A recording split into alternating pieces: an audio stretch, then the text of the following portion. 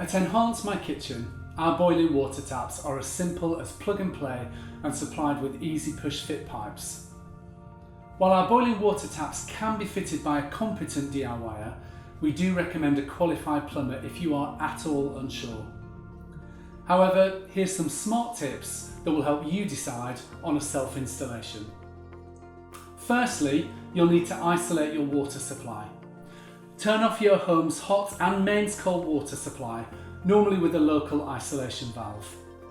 Then, run both the hot and cold taps to drain the system of all remaining water.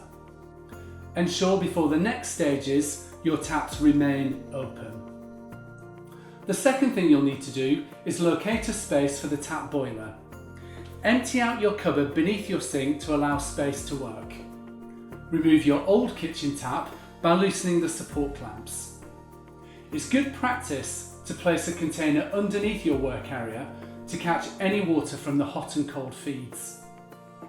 When the area under your sink is dry, position your tap's boiler to be as close to the hot and cold water feeds as well as a safe plug socket, normally positioned in an adjoining cupboard. At this stage, do not attach the feeds or plug into the safe socket. The next thing you'll need to do is install the boiling water tap. Place your new tap's hot and cold feeds through your sinks or worktop tap hole. Referring to the tap manufacturer's instructions, clamp the tap with the retaining mechanism to your sink. To help, an adjustable spanner will normally be adequate. You'll then need to think about mobile boiler connection. Connect your mobile boiler to your tap with the supplied connection pipes, following your manufacturer's instructions.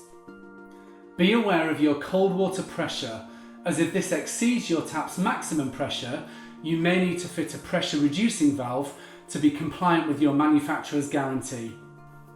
Next, just add water. Before you plug in and switch on your boiler, fill the boiler with normal mains pressure by turning on the isolation valve and then check thoroughly for leaks. Allow the water to flow to your instant boiling water tap.